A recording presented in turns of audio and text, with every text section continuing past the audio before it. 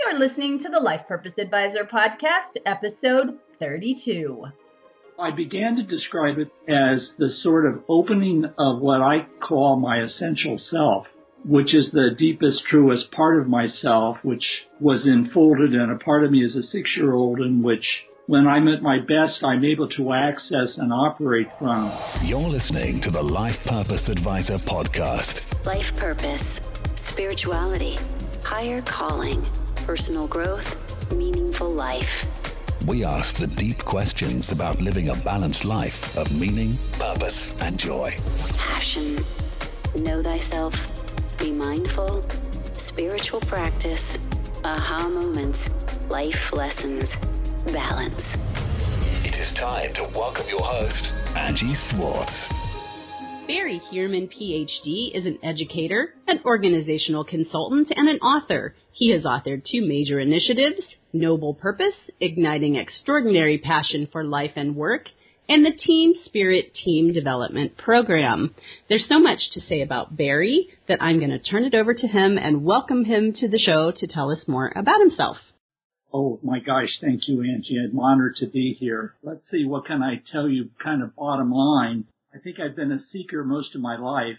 I know as a 6-year-old, I remember clearly lying in the backyard of my home on a June evening, and it was maybe 9 o'clock at night, and I looked up and I was so blown away by the whole kind of cosmic sense of a depth and breadth that I barely understood. My mind exploded. I couldn't figure out where it started, where it ended. And so that seminal moment as a 6-year-old has followed me all through my life, and my journey has been a lot. Discovering that light, understanding what it is, working with it in my life and my career. And how would you describe it? Well, I began to describe it, and I do this in my Noble Purpose book, as the sort of opening of what I call my essential self, which is the deepest, truest part of myself, which was enfolded in a part of me as a 6-year-old, in which, when I'm at my best, I'm able to access and operate from in my adult life. And it is that which I encountered through this mind-blowing experience.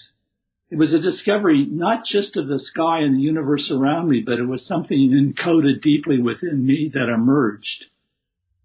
And so a lot of my work with Noble Purpose, and the work probably of most of my life, has been making a descent. It's not an ascent, it's a descent. It's something within us deeply.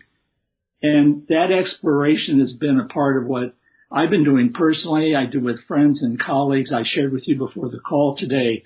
I mean, one of the things that gives me greatest satisfaction is to have friends and neighbors come to our house, and they seem pretty eager to do it. We love it, and we share, and we engage in deep, vulnerable, intimate work. And I think it's what human beings love to do, and it's very countercultural, and it's, so missing. So much of my life even that occurs sometimes necessarily is so superficial.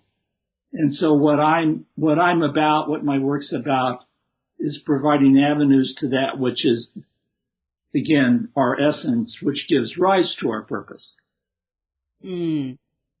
Such beautiful experiences that you're having with people in your home, talking about things that really mean something deeper. Often, do you think it's hard to find, for others out there that think, hey, I'd like to do that, do you think it's hard to find those people that are willing to go deeper? Well, it took me, from that first experience as a 6-year-old, I mean, I didn't really, that existed within me like a seed, and I knew something was happening. I think I saw everything around me differently all through my childhood and my adulthood. There was a kind of awe and wonder that was lurking around the corner.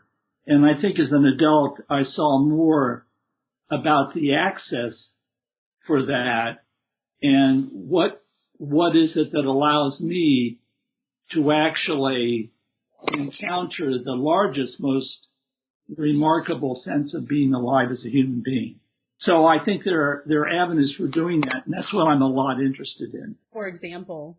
Well, a very broad generalization is that there's maybe two categories of folks, and there's obviously layers and layers of categories, but there are folks who are so kind of gravitating to the here and now as an immediate experience of form and the physicalness of our world around, and I don't want to compare this in a negative way. It's actually what I do in my life. I'm very much concerned about physicality and form, and concerned about a whole set of things I need to accomplish every day, which are very grounded into the earth. But there's another category of folks, and I don't know what the percentage is, but I think it's a significant number of people who are really on a journey and exploring for something which is much more powerful, that exists in a much larger realm for us. And that group of people, I think, have found through meditation, through religious or spiritual work, through just a tentativeness and a kind of mindfulness in their life, their own avenues. So I don't want to suggest the avenues that, I feel are really most important for me, or that I actually work with quite extensively in my work, are the only ones. It's a very idiosyncratic thing for each person, but it is that second group of people that I'm most called to work with. And in fact, again, as we were sharing before the call today, my work with the United Centers for Spiritual Living was actually motivated in part because I had spent years as an organizational development consultant with my work team Spirit. And the work team Spirit had to do with touching into and connecting with the extraordinary. Those are the words I used in the corporate arena. They led to the development of what in the corporate arena are referred to as high-performing systems. I love that there was that attention to those considerations, because it allowed me to do a kind of work where the goal was, at an organizational or a team level, to invite and help create a clearing in which the team could connect with its own sense of possibility, its own essence. Every team, every organization has its own essence. And it's in reviewing that and connecting with it that miracles occur. So the work with Noble Purpose, on the other hand, which is the counterpart to Team Spirit, is about the same sense of the extraordinary, but very much more focused on a personal/spiritual level.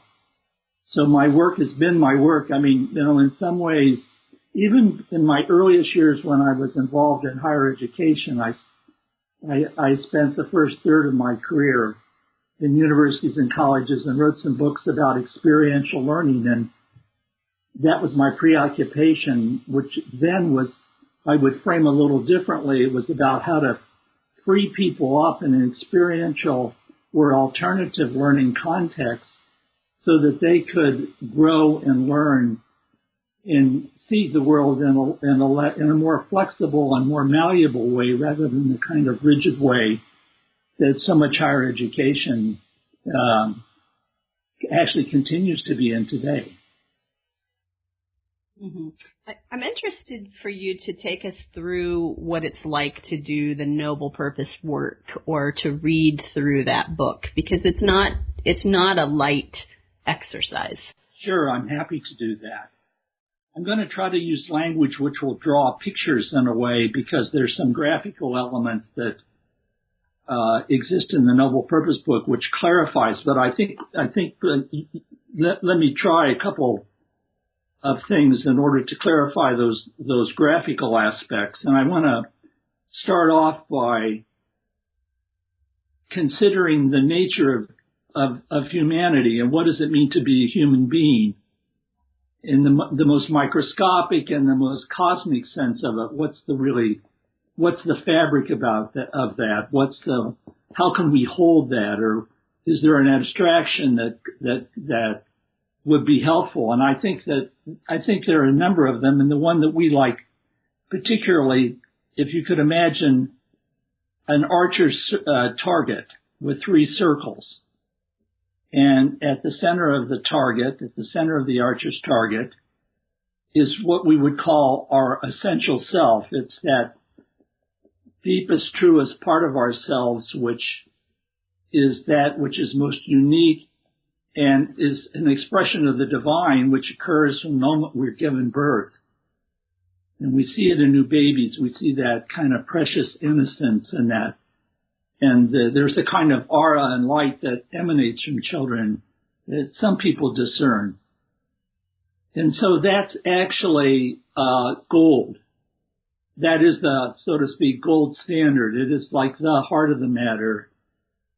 And encircling that first level of the essential self is the second level, which we characterize as fundamental dissonance. So we use a word for music. We're often talking about consonances and dissonances in our life journeys. And this is a particular kind of dissonance. It tends to occur at childhood, typically 3, 4, 5, 6, 7 years of age. It's consistent with a whole lot of theoretical and practical knowledge in psychology about patterns of behavior. And what happens is we get stuck. There's a kind of wounding. There's a conversation that takes place. It may be in our families. It might be with a friend. It's often innocuous, but it occurs for us not as an innocuous, benign thing, but as a really confronting and a challenging consideration, which most of us have experienced. Not all of us are totally conscious of what that is, and some of us have done such a good job of suppressing it that we block its presence because it's painful. What might be an example of some of those things that could happen to us? Well, it's actually a great question, Angie, because when I wrote the book about 10 years ago, I could answer in a lot of different ways, but there was one in particular, which was a childhood experience as a 6-year-old. I just simply didn't want to leave my family. I was so, glorified, and I felt I had the most loving parents, and they were extraordinary. And so leaving was a difficult thing, and I walked out with my lunch pail standing, waiting for a yellow school bus to come, and getting on that bus to discover there were no seats on the school bus, and there's what felt like a zillion other kids and no place to sit down. And it started my school experience with a kind of sense that a concern I had about what it would mean to be in the world. And when I wrote my book on team spirit, I'm pretty sure I said in the foreword that, who else would write a book about team spirit?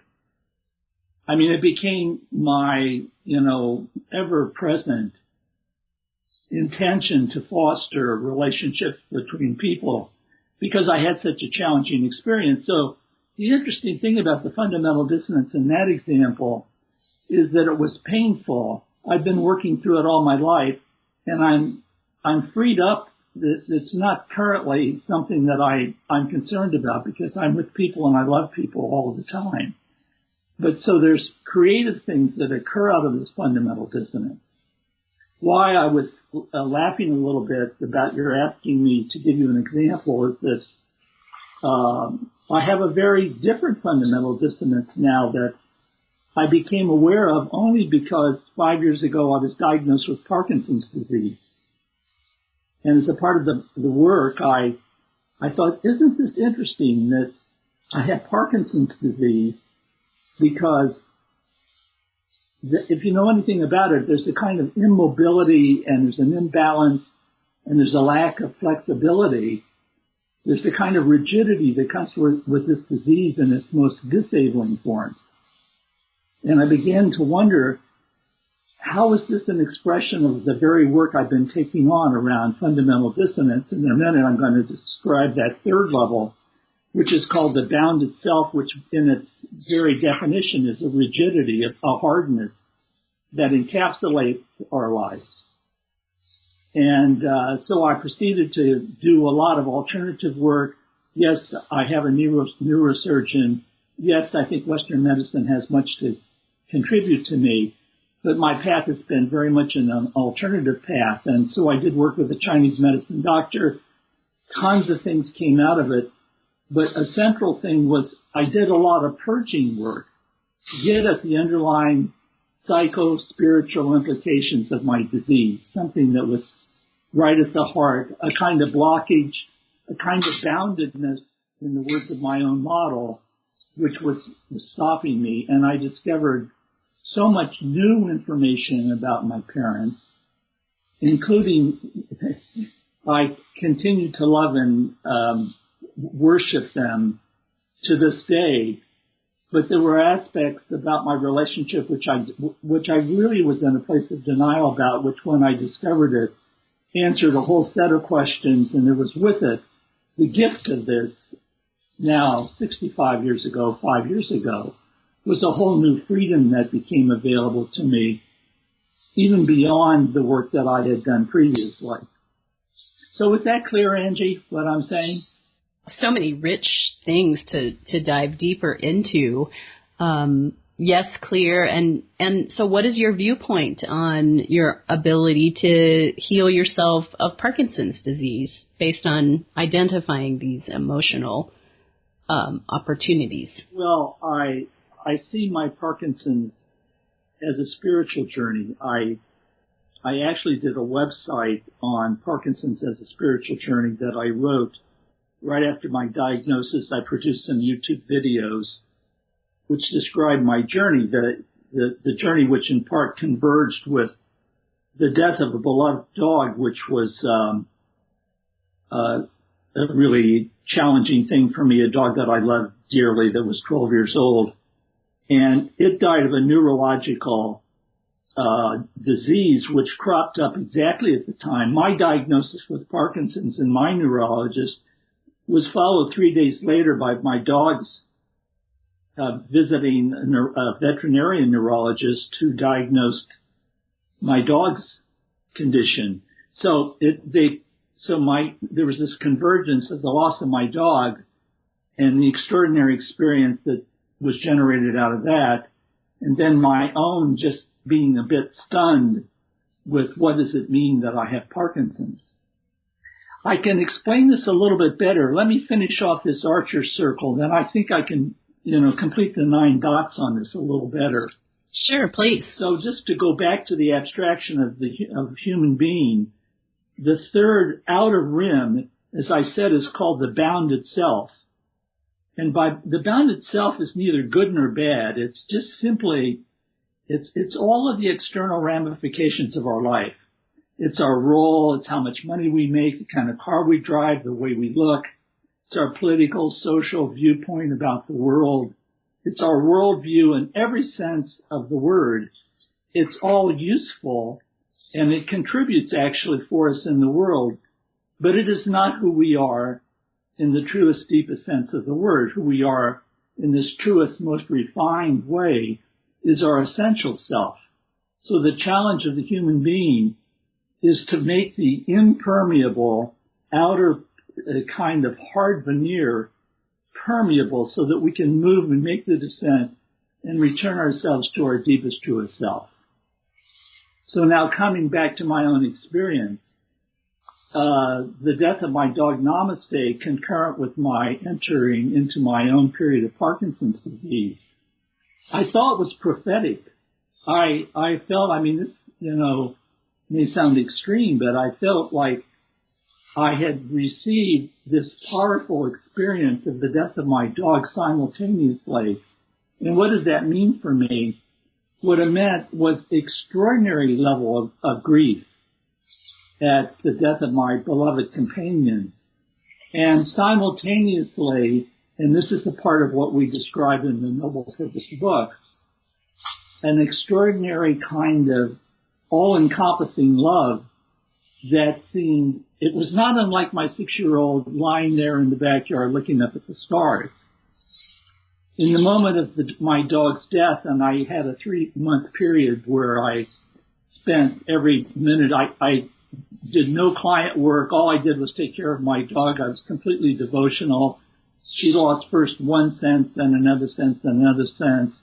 And then ultimately she died, as my veterinarian, my neurological vet told me would likely be the case, about 3 months later. So with her death was a cracking open, which is a part of the noble purpose work. I mean, what we know is that, in the beginning of your show, you were asking me about ways people think about the kind of work that I do, and I said that there were 2 categories. There are a group that's a smaller group, kind of seekers, more interested, spiritually inclined. And then another really extraordinary group of people, feet on the ground, who really just don't have the same affinity for those questions. And the beauty of life is the way, the majesty of how the whole thing is put together is that even if we don't have to be a seeker, that God in her or his mysterious way generates these transitional major experiences, the death of a loved one, not necessarily a pet, could be a wife or a child, the end of a relationship because of a breakdown in a marriage, the end of a career, the change of a career, a cataclysmic disease. All of those kinds of things may generate a kind of cracking open. Not for everybody. But there's a substantial number of people who may be listening now, I would imagine, who could be nodding their heads to have had this kind of paradoxical experience of feeling the grief, feeling the pain, simultaneously feeling kind of the brilliance of the light in an almost kind of ecstatic sense, which is exactly what I felt for probably 6 months after my dog's death. So, but if we don't feel that, we're within our system, we have encoded all of these dimensions of the essential self, the core of the center of our experience, surrounded by the fundamental dissonance. We respond in ways to create safety and security for ourselves. We look a certain way, we begin to fashion and form our personalities and take on certain pathways, all of the way to make our way through our world and create safety and security. And we call that the bounded self. And what I'm saying is, whether we're on a spiritual path or not, the universe provides this remarkable sense of transition, and it's not pleasant always, but there is the opportunity with that to make this descent. And that's what we call cracking open.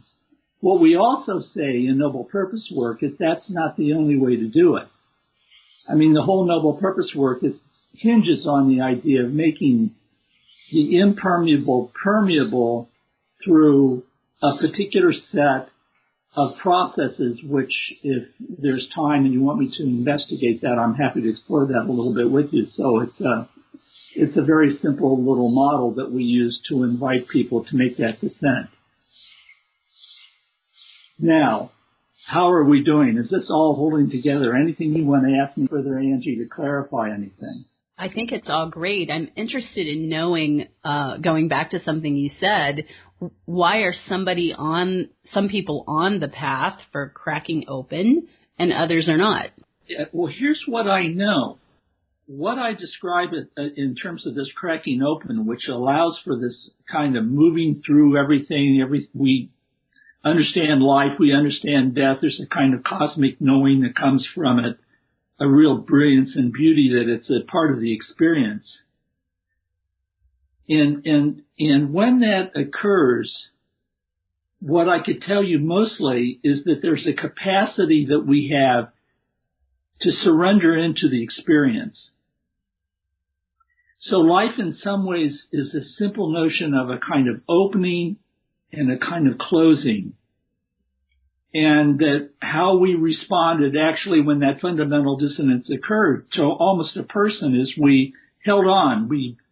Clutching became important because we needed to hold on to the fabric of who we were and make sense out of our world. And so it's a function of how tenaciously we hold on.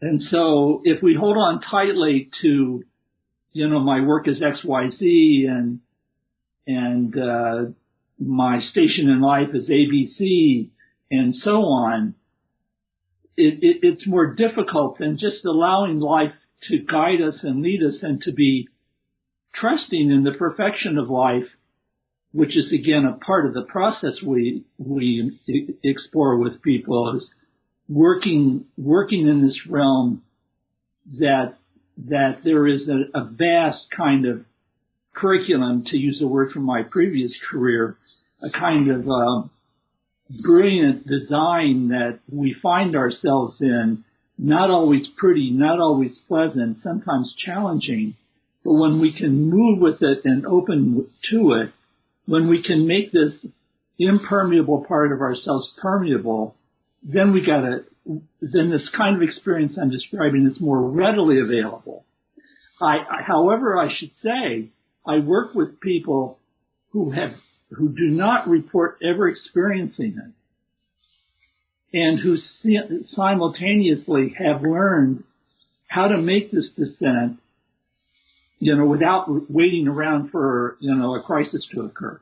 And what's the prerequisite to that person not having to, it sounds like not having to experience so much pain?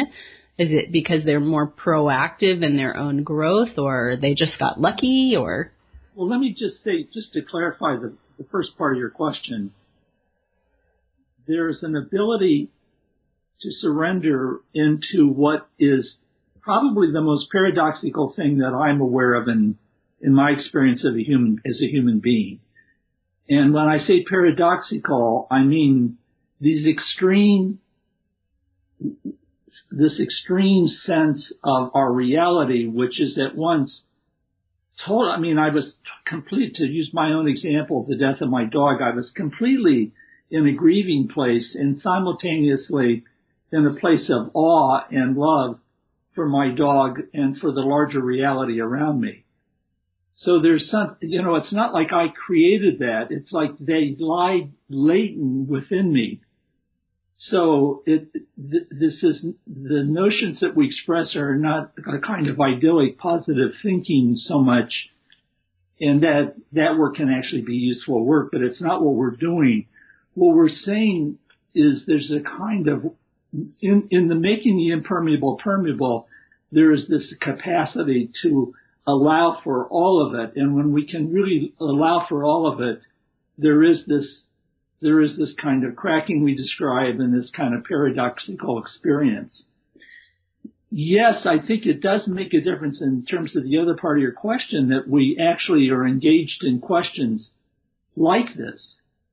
I mean, I'm reminded in the religious world that, a good example are Benedictine monks. In part of the rule of Saint Benedict, one of the most critical focuses is what Benedictines called and what Saint Benedict called keeping death before our eyes. And it was not in a morbid sense of, thinking about death. It's not, given the kind of cultural milieu we have, this is not a very popular conversation. It's not something we're going to find on the news or in an advertisement. Mm-hmm.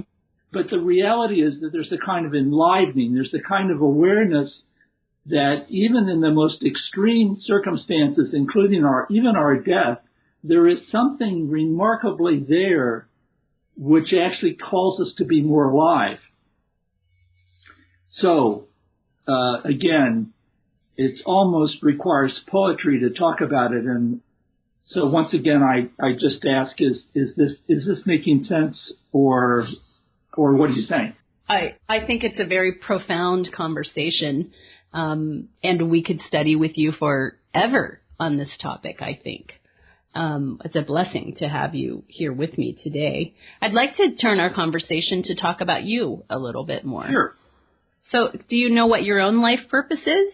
Well, I do. It's, it's actually expressed for me in that experience as a 6-year-old in the sort of encounter with what I'm calling awe and wonder, which got translated, in my higher ed days to kind of trying to free up adults and younger students as well to have new and more flexible ways to learn so they could be less encumbered, which led to the final two phases of my life, which were related to my work with teams in the corporate world and with folks who, can be very analytical and are often totally on the ground and they need to be, have their feet firmly planted on the ground, but yet who came to understand that there is something remarkable. There's a sense of extraordinary that they could tap into. And then following into my work with Noble Purpose, there is the connecting with that which is extraordinary. I would say my purpose is actually facilitating, it's not only my personal journey. I mean, it's been my preoccupation for a long time, but I see myself in terms of my own purpose as in creating circles of intimate sharing where folks can be vulnerable and can open to larger senses of meaning in their life.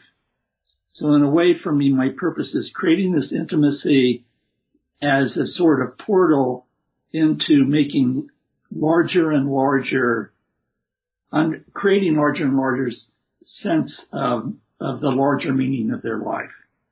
I'm sure many of us listening wish we could be in one of those circles with you very soon.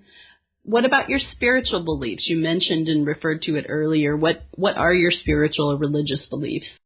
Well, I should tell you, I'm working that out like I'm working everything out, so it's all very dynamic. But how it starts as a kid was as a Roman Catholic, and then at age 24, I think, getting up and walking out of a Catholic church because of a political viewpoint, particularly that actually had to do with racism and Martin Luther King and a position about authority. And it was a time in the church when the Pope was being challenged, and there was Martin Luther King challenging all of us to look more deeply at what we thought about race.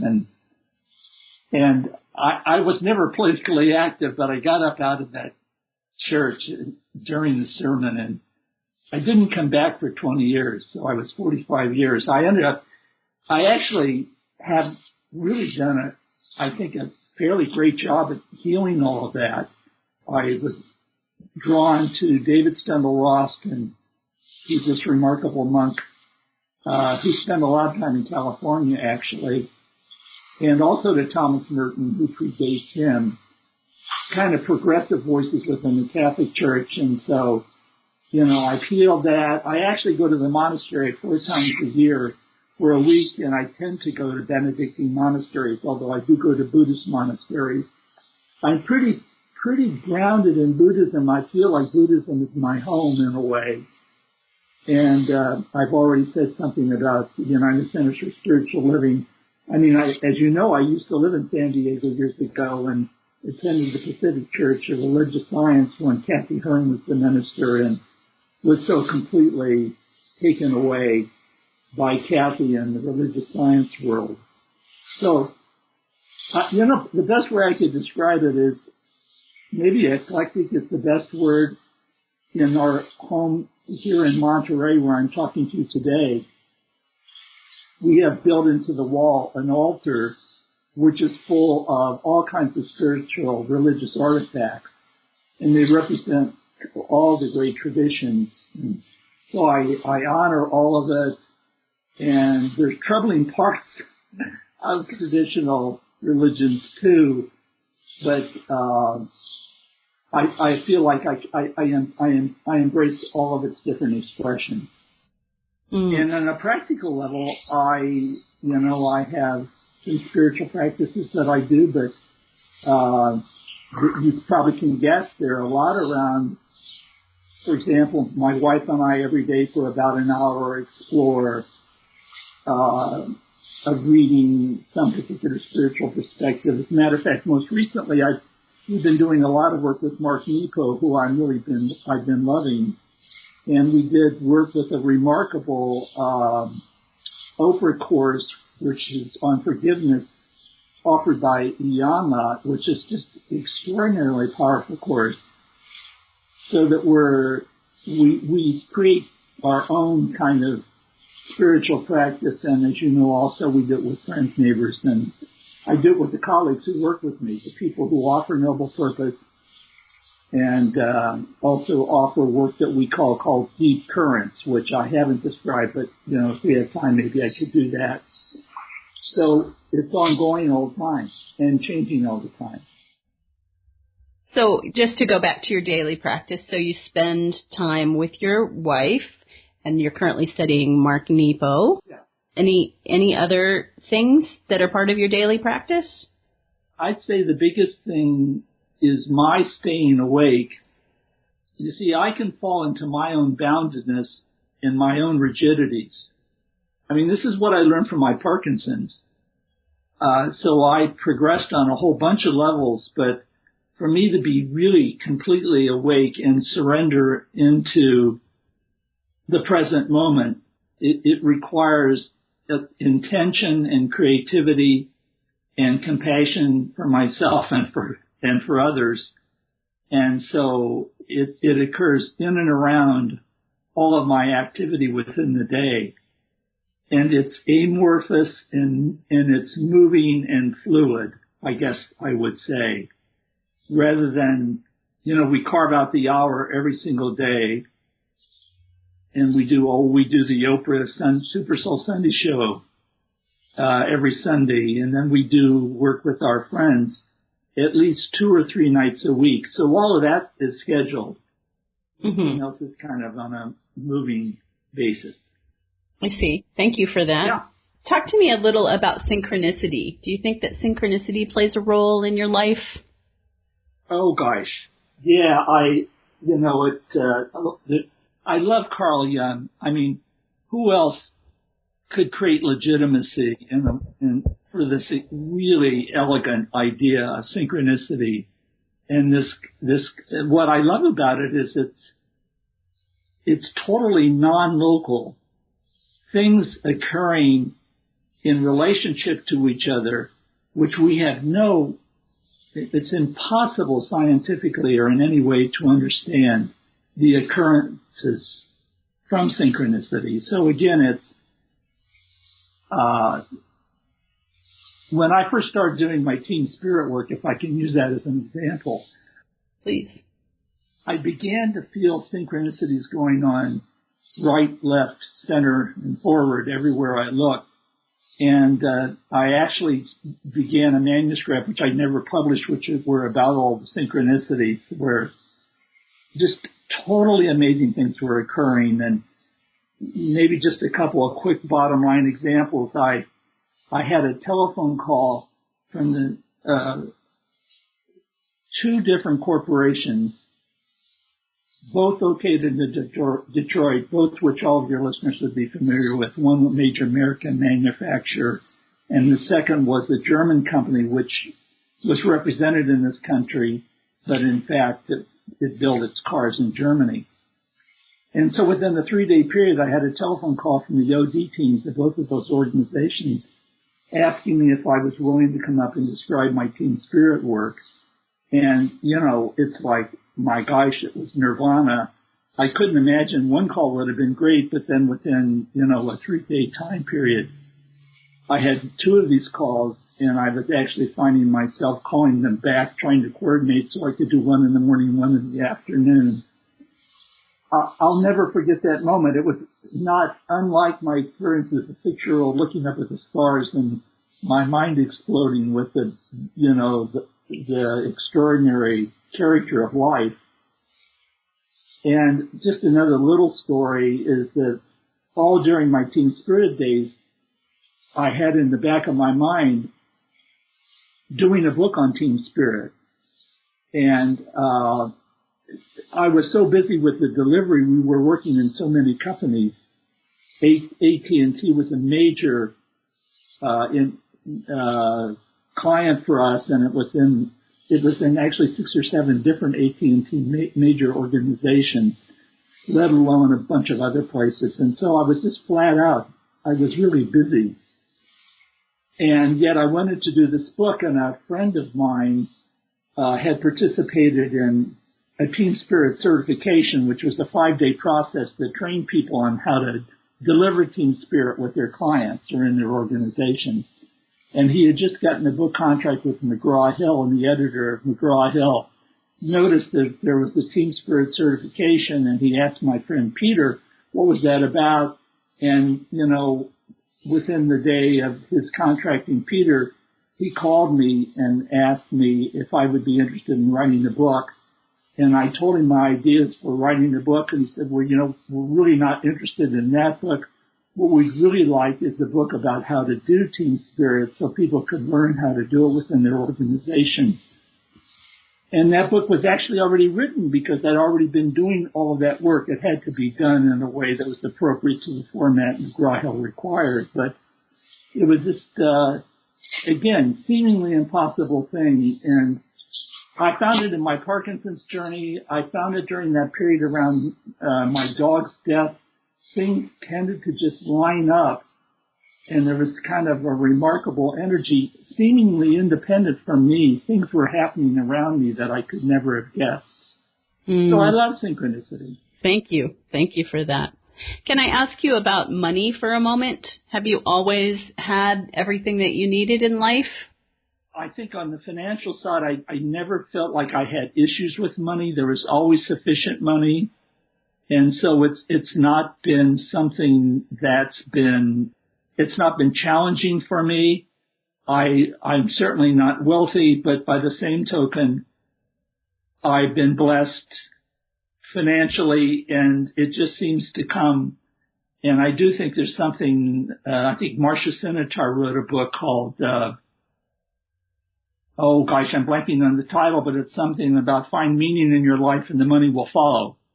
I think that's quite it, but I'm pretty sure it's Marcia Sinitar's book. So I never read the book actually, but I got the idea, and I do think that at least it's my experience with it.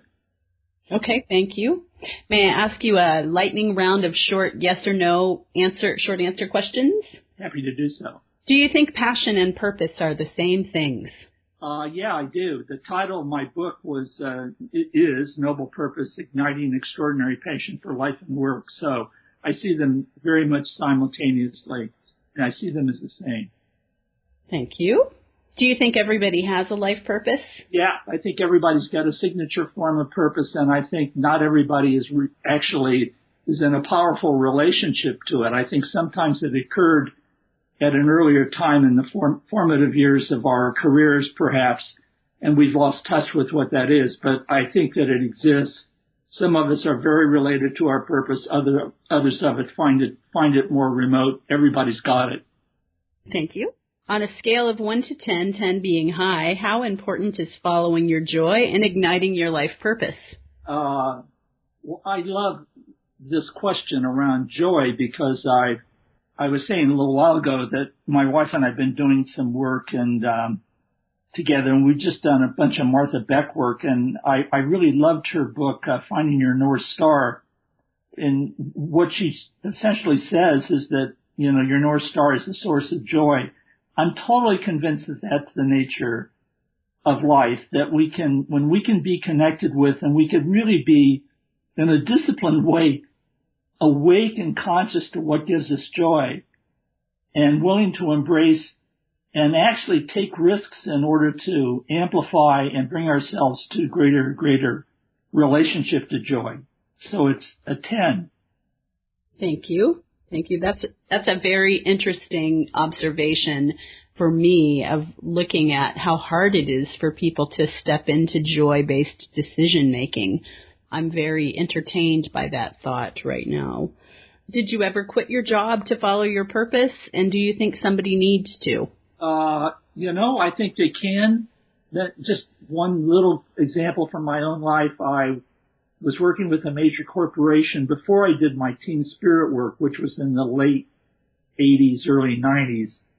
And I was doing leadership development work. And I actually was quite good at that. And I liked doing that work. But it was disconnected for me from my work around spirituality. I had a great coach then whose name is actually Tony Stone. She lives in Vermont, wonderful woman. And Tony supported me to think about myself being a spiritual sneak. And it really changed my life. I mean, it sounds kind of silly, but when I actually began to see that I could integrate and be a certain way with people I was working with and demonstrating good leadership principles from the inside out, it transformed my work. And if that hadn't happened, I don't think I ever would have done the team spirit work. So I stayed in the same, I don't know if this is making sense. It does. I quit the old job in a sense, even though I continued to do it, but I infused it with a different kind of perspective and transformed it. And some people need to leave. But oftentimes, I guess I have a kind of drift in my thinking that sometimes we're all in the perfect place or not far away from the place where we need to be. So, I guess I would want to encourage your listeners to look more deeply and explore their own current work and the potentiality that it might give to them if they could release and let go a little more. Mm-hmm. I love that. What brings you great, great joy? Being with my next door neighbors and my friends, being with my colleagues, but being in a certain way, which is invitational, which somehow always I'm here making circles in the air where we're, in relationship in an intimate, physical connecting way with each other, sharing about what we most care about in our lives. These very questions, Angie, you're asking are the kinds of questions I'm talking about.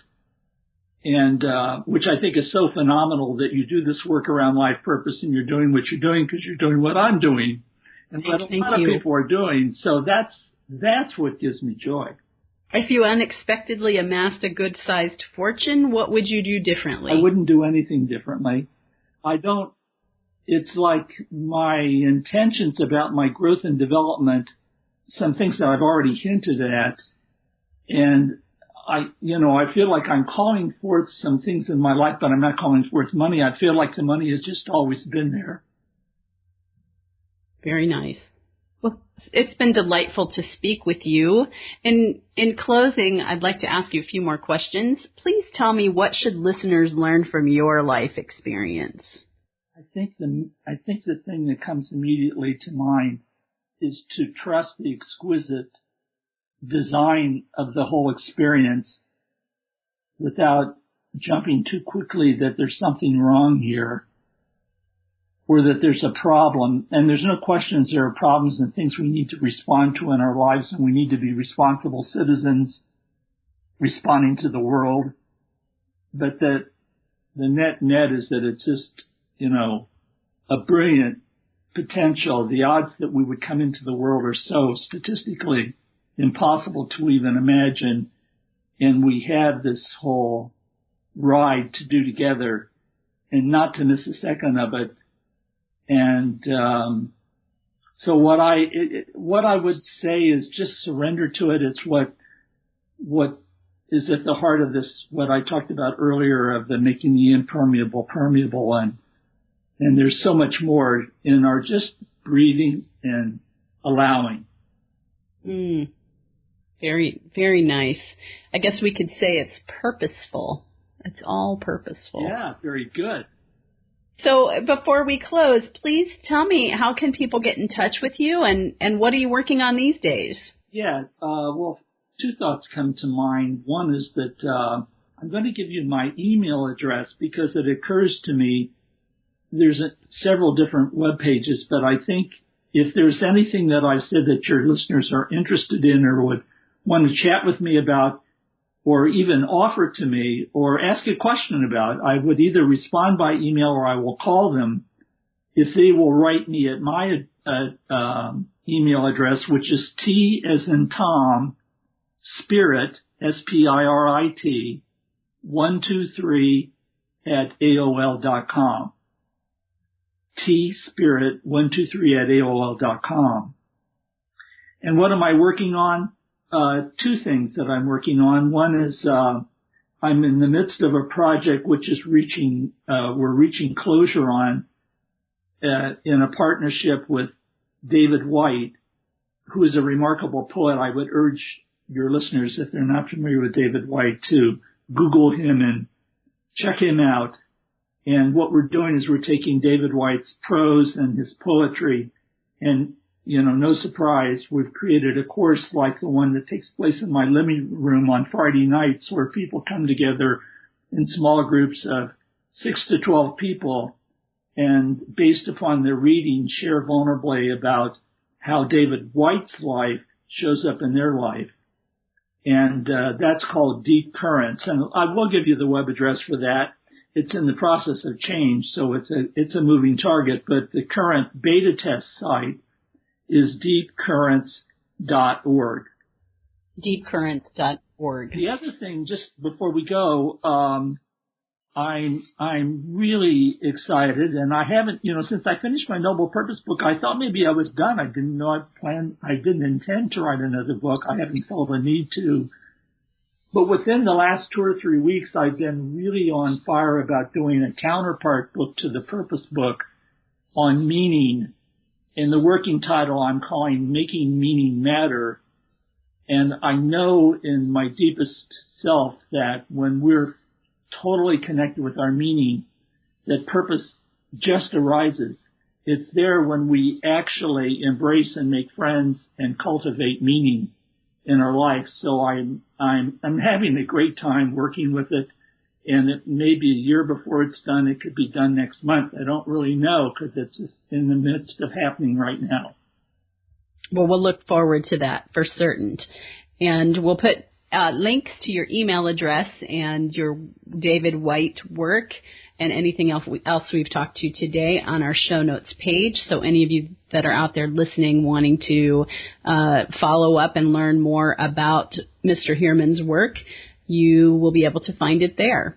So is there anything else that we haven't spoken about today before we end? Oh, no. It's just the only thing is to say thank you. I mean, this is just one really valuable hour or 45 minutes, whatever the period of time is for me, to do exactly what I described that I love to do, which is I love these questions that you're posing. I'm honored you ask me.